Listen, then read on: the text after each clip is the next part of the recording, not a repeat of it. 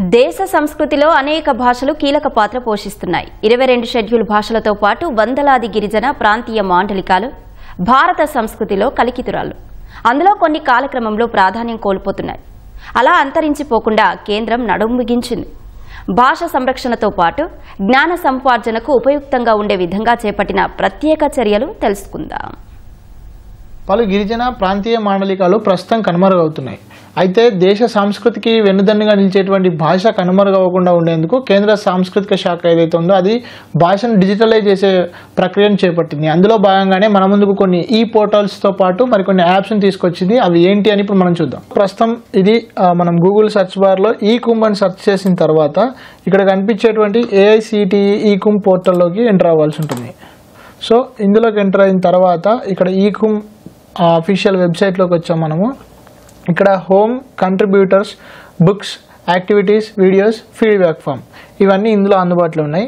అయితే ఇది అఖిల భారత సాంకేతిక విద్యా మండలి తయారు చేసినటువంటి ఈ పోర్టల్ ఏదైతే ఉందో ఇందులో దాదాపుగా భారతీయ భాషల్లో ఉన్నటువంటి సాంకేతిక అంశాలకు సంబంధించినటువంటి పుస్తకాలు ఏవైతే ఉన్నాయో ఆ స్టడీ మెటీరియల్స్ అన్నీ అందుబాటులో ఉంటాయి. అయితే ఇందులో ఇంజనీరింగ్తో పాటు మెడిసిన్, అట్లాగే లా, అండర్ గ్రాడ్యుయేషన్, పోస్ట్ గ్రాడ్యుయేషన్కి సంబంధించినటువంటి స్టడీ మెటీరియల్స్ ఇందులో ఉంటాయి. అయితే ఇవి ఒక భాష నుంచి మరొక భాషలోకి అనువాదం చేసుకునేందుకు అవకాశం ఉంటుంది. ఇందులో అనువాదిని అది కూడా ఒక వెసులుబాటు అయితే కల్పించింది ఇందులో. సో దాదాపుగా ఇందులో 16,610 కోర్సులు ఉన్నాయి. దాదాపుగా ఇప్పటికే 5.6 కోట్ల మంది ఇందులోకి లాగిన్ అయినట్టుగా కూడా మనకు కొంత సమాచారం తెలుస్తుంది. అయితే ఇందులో చూస్తే కనుక ఇప్పుడు ఈ కంట్రిబ్యూటర్స్ అన్నదాన్ని క్లిక్ చేస్తే కనుక ఇందులో UG under graduation contributors, diploma contributors రెండు ఉంటాయి. సో ఇవి ఎవరు అసలు రాశారు, ఇందులో దీనికి సంబంధించిన ఈ కంట్రిబ్యూటర్స్ ఎవరు అని చెప్పేందుకు ఇందులో పూర్తి వివరాలు అయితే సేకరించారు.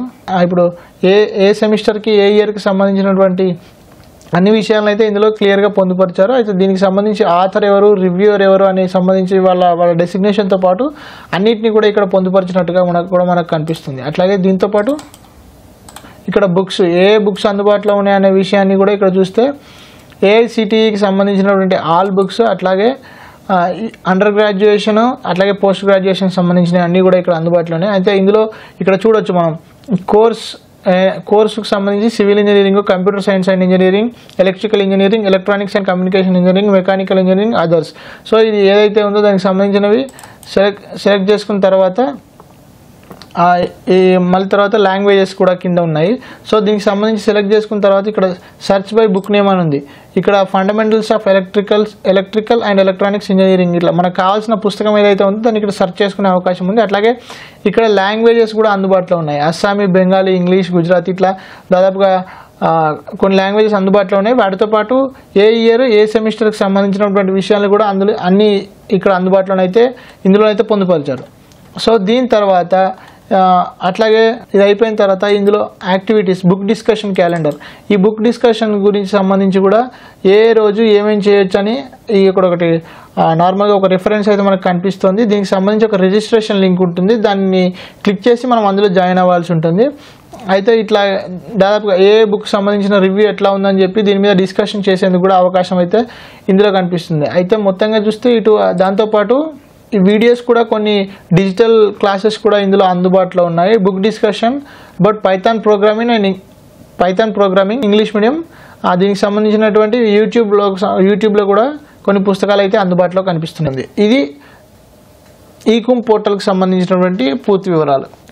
సో ప్రస్తుతం ఇది మనం చూస్తుంది భాషా సంచిక ఈ పోర్టల్. అయితే దీనికి సంబంధించి దీన్ని ఎవరు తయారు చేశారంటే central institute of Indian languages వాళ్ళు రూపొందించారు. అయితే ఇందులో చూస్తే కనుక సెక్షన్స్ అండ్ కలెక్షన్స్, బ్రౌజ్ సంచిక, స్టాటిస్టిక్స్ ఈ 3 అందుబాటులో ఉన్నాయి.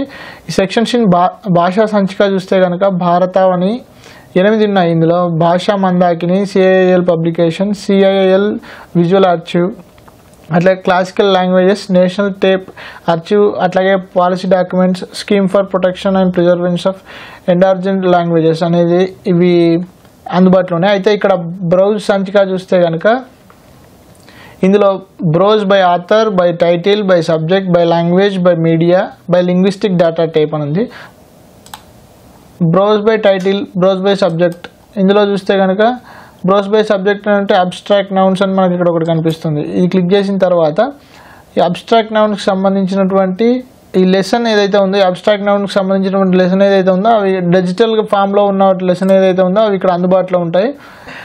షెడ్యూల్ భాషలతో పాటు మాండలికలకు సంబంధించినటువంటి నిఘంటువులు కూడా అందుబాటులో ఉంటాయి. కథల సంచికలు, వివిధ రంగుల చిత్రాలతో కూడిన వర్ణాలు కూడా ఉంటాయి. అయితే విద్యా పరిశోధన, భాషా విద్య, అట్లాగే సాంస్కృతిక డాక్యుమెంటేషన్ ఉపయోగపడే ఆడియో వీడియోలు కూడా ఇందులో నిక్షిప్తం చేశారు. ఏఐ టెక్నాలజీతో తీసుకొచ్చినటువంటి ఈ సంచిక పోర్టల్లో భాషా ప్రియులకు ఇది మరింత దోహదపడే అవకాశం అయితే కనిపిస్తుంది. సో కేంద్ర గిరిజన శాఖ వాళ్ళు తీసుకొచ్చినటువంటి ఈ యాప్ పేరు భాషిని యాప్. ఇది ఏం చేస్తుందంటే బహుభాషల్ని ట్రాన్స్లేట్ చేసే విధంగా ఇది ఉపయోగపడుతుంది. అయితే ఇందులో ఇప్పుడు మనం ఇక్కడ చూడొచ్చు, ఇది టెక్స్ట్ ద్వారా, అట్లాగే వాయిస్ ద్వారా, అట్లాగే కన్వర్జేషన్ ద్వారా, అట్లాగే స్కానింగ్ ద్వారా, బ్రౌజ్ ద్వారా ఉన్నటువంటి లాంగ్వేజెస్ని ఏ భాషలోకి కావాలంటే ఆ భాషలోకి మారుస్తుంది. ప్రస్తుతం ఇక్కడ మనము తెలుగుని వాయిస్ది క్లిక్ చేసిన తర్వాత తెలుగు మనకు కావాల్సిన లాంగ్వేజ్, సెలెక్ట్ లాంగ్వేజ్ అని ఇక్కడ నొక్కిన తర్వాత మనకు కావాల్సిన లాంగ్వేజ్ ఏదైతే ఉందో, ఇది కన్నడ పెట్టుకున్నట్టయితే ఈ కన్నడ, తెలుగు నుంచి కన్నడకు సంబంధించి చూస్తే కనుక ఇక్కడ మనం ఈ tap on the mic to speak, మీరు ఎక్కడ ఉన్నారు, కర్ణాటకకి ఎప్పుడు వస్తున్నారు, ನೀವು ಕೆನಡಾಕ್ಕೆ ಬಂದಾಗ ನೀವು ಎಲ್ಲಿದ್ದೀರಿ. సో ఇట్లా మనం మాట్లాడిన తర్వాత మన తెలుగు భాషలో మనం మాట్లాడితే అది మనం ఏ భాషను అయితే సెలెక్ట్ చేసుకున్నామో ఆ భాషలో అక్కడ స్క్రిప్ట్తో పాటు వాయిస్ అసిస్టెంట్స్ కూడా, మనం వాయిస్ అసిస్టెంట్ కూడా ఏది ఫీమేల్ కావాలంటే ఫీమేల్, మేల్ కావాలంటే మేల్ పెట్టుకునే అవకాశం ఉంది. సో దీని తర్వాత అయితే ఇది ఏ విధంగా అంటే దేశవ్యాప్తంగా ఉన్నటువంటి ట్రావెలర్స్ ఎవరైతే ఉన్నారో వాళ్ళకి కూడా అక్కడ అన్ని దేశవ్యాప్తంగా ఉన్నటువంటి ఆయా రాష్ట్రాలకు వెళ్ళినప్పుడు వాళ్ళ భాషను మాట్లాడేందుకు ఉపయుక్తంగా ఉంటుంది. అట్లాగే విద్యార్థులకు కానీ లేదంటే ఆయా రాష్ట్రాల్లో చదువుకునే వాళ్ళకి ఎవరికైనా కానీ ఇది చాలా ఉపయోగకరంగా ఉంటుంది. దాదాపు ఇప్పటికే 10 లక్షలకు పైగా డౌన్లోడ్స్ జరిగినట్లు కేంద్రం అయితే ప్రకటించింది. అట్లాగే 250 మిలియన్ అనువాదాలు కూడా జరిగినట్లుగా కూడా ప్రకటించింది. అయితే మొత్తంగా ఇది భాషిని యాప్కి సంబంధించినటువంటి విషయాలు. అయితే ఇందులో text, voice, conversation, scene scan చేసిన తర్వాత కూడా చేసుకునే అవకాశం ఉంది. బ్రౌజ్ చేసింది కూడా చేసుకోవచ్చు. ఏమైనా మన గ్యాలరీలో ఉన్నటువంటి ఫొటోస్ని కూడా అనుసంధానం చేసుకునే విధంగా ఇక్కడ ఒక ఆప్షన్ అయితే మనకు కనిపిస్తుంది. కేవలం మనం కావాల్సింది మనం ఏ లాంగ్వేజ్లో ఇన్పుట్ ఇస్తున్నామో, ఏ లాంగ్వేజ్లో మనకు అవుట్పుట్ కావాలనేది ఆ 2 లాంగ్వేజ్లను సెలెక్ట్ చేసుకొని తర్వాత ట్రాన్స్లేట్ నొక్కితే ఆ ట్రాన్స్లేట్ అయ్యే పరిస్థితి. అంత సులువుగా ఈ భాషిని యాప్ అందుబాటులోకి వచ్చింది. సో ఇవి కేంద్ర సాంస్కృతిక శాఖ అట్లాగే మిగతా శాఖల్ని సమన్వయం చేసుకొని తీసుకువచ్చినటువంటి ఈ పోర్టల్స్, యాప్స్. అయితే ఈ దేశ సంస్కృతికి వెన్నుదన్నుగా నిలిచేటువంటి భాషా పరిరక్షణలో కేంద్ర సాంస్కృతిక శాఖ చూపిస్తున్నటువంటి చొరవను అందరూ అభినందిస్తున్నారు. అట్లాగే ఎక్కువ సంఖ్యలో కూడా ఇక్కడ నుంచి కూడా మరింత ఎక్కువ సంఖ్యలో ఈ యాప్స్ని, పోర్టల్స్ని వాడుతూ జ్ఞానాన్ని పొందాలని, భాషను కాపాడాలని చెప్పి కూడా వాళ్ళు కోరుతున్నటువంటి పరిస్థితి. కెమెరామెన్ మల్లికార్జున్తో శివరామకృష్ణ ప్రసాద్, ఈటీవీ న్యూస్, హైదరాబాద్.